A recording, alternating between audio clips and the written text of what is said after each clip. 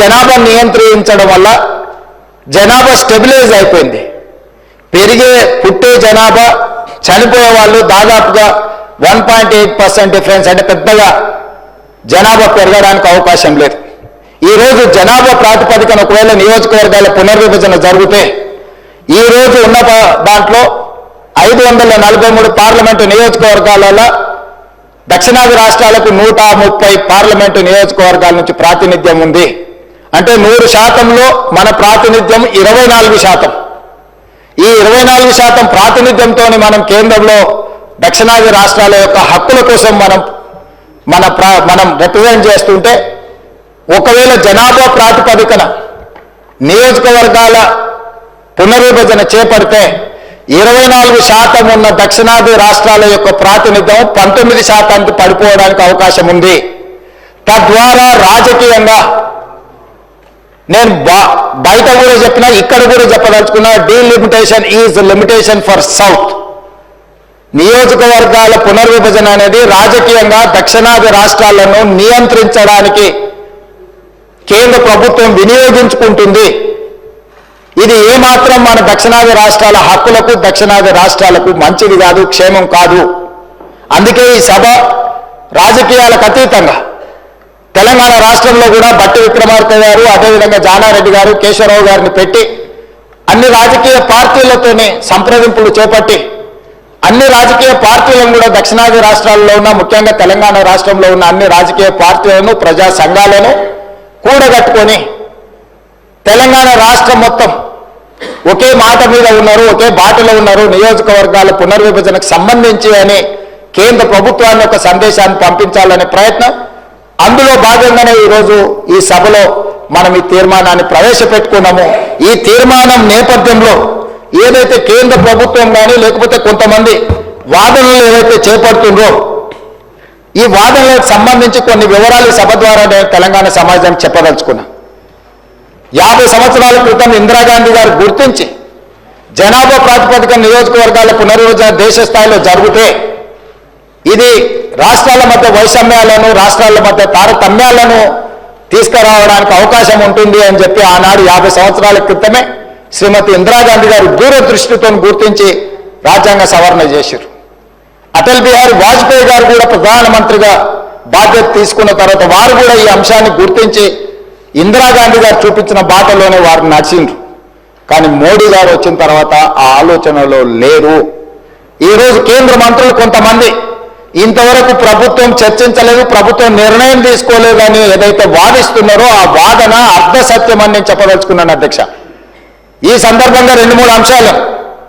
ఆంధ్రప్రదేశ్ పునర్విభజన చట్టం 2014 ప్రకారము తెలంగాణ రాష్ట్రంలో ఉన్న 119 శాసనసభ నియోజకవర్గాలు 153 పెంచాలని, ఆంధ్రప్రదేశ్లో ఉన్న 175 శాసనసభ నియోజకవర్గాలను 225 వరకు పెంచాలని చట్టంలో పొందుపరిచి పార్లమెంటులోని చట్టం చేస్తే 11 సంవత్సరాల చట్టాన్ని కేంద్ర ప్రభుత్వం అమలు చేయలేదు. పార్లమెంట్ సభ్యుడిగా నేనే అడిగిన ప్రశ్నకు పార్లమెంట్లో సమాధానం ఇచ్చాను. 2026 తర్వాత జనాభా లెక్కించినాకనే ఈ నియోజకవర్గాల పునర్విభజన జరుగుతుంది, ఇప్పుడు మా ప్రభుత్వం ముందు ఎలాంటి ప్రతిపాదన లేదు అని చెప్పి కేంద్ర ప్రభుత్వం మనకు తెలంగాణ, ఆంధ్రప్రదేశ్ రాష్ట్రాలకు సమాధానం చెప్పింది. కానీ అదే సందర్భంలో కేంద్ర ప్రభుత్వానికి, కేంద్రంలో ప్రభుత్వాన్ని ఏర్పాటు చేసిన రాజకీయ పార్టీ ప్రయోజనం కోసము జమ్మూ కాశ్మీర్లో నియోజకవర్గాల పునర్విభజన చేపట్టిండ్రు, సిక్కింలో నియోజకవర్గాల పునర్విభజన చేపట్టిండ్రు. ఈ 2 రాష్ట్రాలలో పునర్విభజన చేపట్టడానికి తీసుకున్న ప్రాతిపదిక 2011 జనాభా ప్రాతిపదికన నియోజకవర్గాల పునర్విభజన చేపట్టింది అధ్యక్ష. కేంద్ర ప్రభుత్వం ఒక పక్కన మనకు అందిస్తున్న సమాచారం కానీ లేకపోతే మనకు కల్పిస్తున్న భ్రమలు కానీ వేరు, కానీ కేంద్ర ప్రభుత్వం తీసుకుంటున్న నిర్ణయాలు వేరు. ఈరోజు నేను అందుకే కేంద్ర ప్రభుత్వాన్ని, మీరు చట్టం పార్లమెంటులోనే చట్టం చేసిన ఆంధ్రప్రదేశ్ తెలంగాణకు నియోజకవర్గాల పెంపు అంశాన్ని 2026 జనాభా లెక్కించిన తర్వాతనే చేస్తామని మా పట్ల వివక్ష చూపించుకుంటూ, మీరు జమ్మూ కాశ్మీర్లో కూడా సేమ్ అదే చట్టం ఉంది, 2026 తర్వాతనే జనాభా లెక్కించిన తర్వాత నియోజకవర్గాల పునర్విభజన జరగాలి శాసనసభలో అంటే దాన్ని పక్కన పెట్టి రాజ్యాంగాన్ని సవరించుకొని 2011 నియోజకవర్గాల 2011 జనాభా ప్రకారం 83 నియోజకవర్గాలుగా ఉన్న అసెంబ్లీని 90 నియోజకవర్గాలుగా పెంచడమే కాకుండా నియోజకవర్గాల పునర్విభజన జమ్మూ కాశ్మీర్ రాష్ట్రంలో అమలు చేసిండ్రు అధ్యక్ష. అదేవిధంగా సిక్కింలో కూడా సిక్కిం రాష్ట్రంలో సీట్లు పెంచాలని 2018 కేంద్ర ప్రభుత్వం క్యాబినెట్లో రెజల్యూషన్ పాస్ చేసి ఈరోజు సిక్కింలో నియోజకవర్గాల పునర్విభజన ప్రక్రియ కొనసాగుతుంది అధ్యక్ష. జమ్మూ కాశ్మీర్లో కానీ సిక్కిం రాష్ట్రంలో కానీ నియోజకవర్గాల పునర్విభజన 2011 జనాభా దామాషా ప్రకారమే నియోజకవర్గాల పునర్విభజన జరిగింది. మరి ఈరోజు మేము ఆందోళన చెందడానికి, ఈరోజు శాసనసభలో తీర్మానం ప్రవేశపెట్టడానికి కేంద్ర ప్రభుత్వం అవలంబిస్తున్న ద్వంద్వ విధానాలను ఈరోజు ప్రజల దృష్టికి తీసుకువెళ్లడం కోసమే ఈరోజు తీసుకున్నాము. పార్లమెంటులోనే 2014 పునర్విభజన చట్టంలో పొందుపరిచిన ఆంధ్రప్రదేశ్ తెలంగాణ శాసనసభ నియోజకవర్గాల పెంపును మీరు పక్కన పెట్టి మీకు రాజకీయ ప్రయోజనం లేదని 2 రాష్ట్రాల అసెంబ్లీ సీట్లు పెంచకపోవడం, రెండో పక్కన మీకు రాజకీయ ప్రయోజనం ఉందనుకున్న జమ్మూ కాశ్మీర్ అండ్ సిక్కింలో శాసనసభ నియోజకవర్గాలను పెంచడం, ఆ పెంచడానికి ప్రాతిపదిక 2011 జనాభా లెక్కలను తీసుకోవడం అనేది ఈ రోజు మనందరం కూడా గమనించవలసిన అవసరం ఉన్నది అధ్యక్ష. ఇది చాలా ప్రమాదకరమైన సందర్భం. ప్రమాద గంటికలు మోగుతున్నాయి.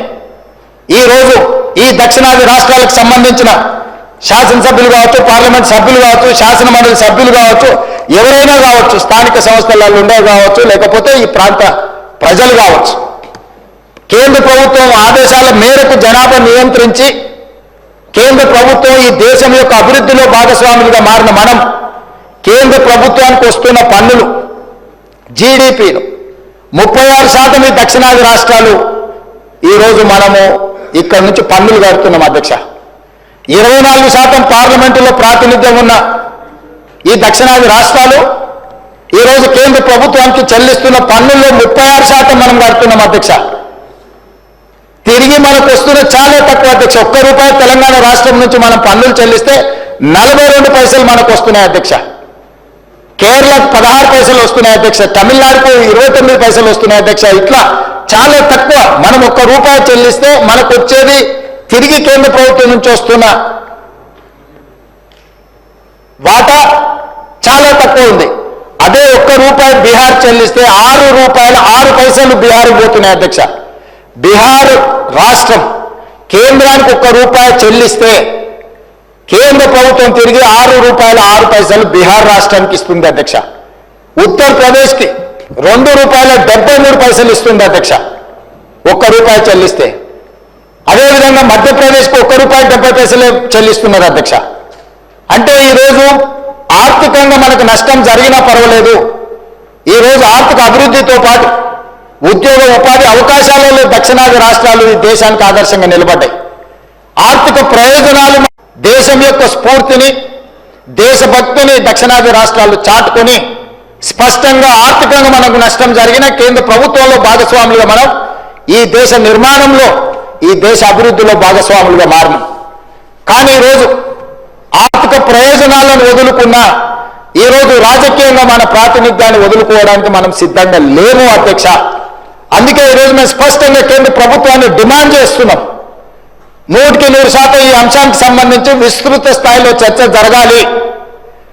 మీరు 2002లో వాజ్పేయి గారు చేసిన తీర్మానానికి మీరు కట్టుబడి ఉన్నారా లేదా మీరు జమ్మూ కాశ్మీర్లో లేకపోతే సిక్కింలో 2011 జనాభా ప్రాతిపదికన ఏదైతే నియోజకవర్గాల పునర్విభజన చేసిందో ఈ రోజు 2011 కానీ లేకపోతే 2026లో జనాభాను లెక్కించి ఆ ప్రాతిపదికన నియోజకవర్గాల పునర్విభజన చేస్తే మన ప్రాతినిధ్యము 19%కి పడిపోయి మన అవసరం లేకుండానే, మన ప్రాతినిధ్యం లేకుండానే, మన ఓట్లతో సంబంధం లేకుండానే కేంద్రంలో ప్రభుత్వం ఏర్పడే పరిస్థితులు ఉన్నాయి.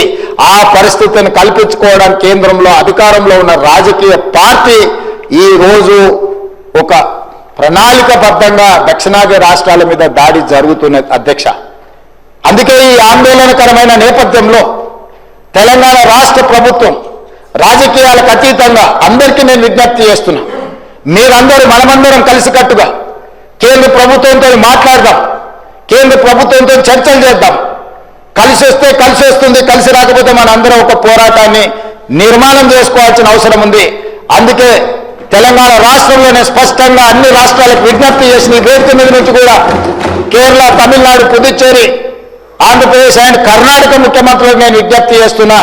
తొందరలోనే మా బట్టి విక్రమార్క గారు, అదేవిధంగా జానారెడ్డి గారు, కేశవరావు గారి నేతృత్వంలో తెలంగాణ రాష్ట్ర ప్రభుత్వం దీనికి సంబంధించి అన్ని రాజకీయ పార్టీలు, ప్రభుత్వాలు, ప్రజా సంఘాలతో సమావేశాన్ని ఏర్పాటు చేయబోతుంది. దానికి మీరు అందరూ రాండి. ఆ సమావేశంలో మనందరం కలిసి మన యొక్క ఆవేదనను, ఆలోచనను, భవిష్యత్తులో మనకు జరగబోయే నష్టాన్ని ఏ విధంగా పూడ్చుకోవాలనో, ఏ రకంగా కేంద్ర ప్రభుత్వంతో మనకు కావలసిన అంశాలను పరిష్కరించుకోవాలనో దానికి అందరూ సహకరించాలి. ఈ సభలో ఉన్న సభ్యులందరినీ సంపూర్ణంగా ఈ తీర్మానానికి మద్దతు పలికి రాజకీయాలకు అతీతంగా తెలంగాణ రాష్ట్రం, రాజకీయ పార్టీలు, ప్రజాప్రతినిధులు అందరూ కూడా మనం కలిసికట్టుగా ఉన్నామనే సందేశాన్ని కేంద్ర ప్రభుత్వానికి ఇవ్వాలి. తమరి అనుమతితో వీళ్ళందరినీ కూడా దీన్ని ఆమోదించవలసిందిగా కోరుకుంటూ మీ దగ్గర సెలవు తీసుకుంటున్నాను అధ్యక్ష.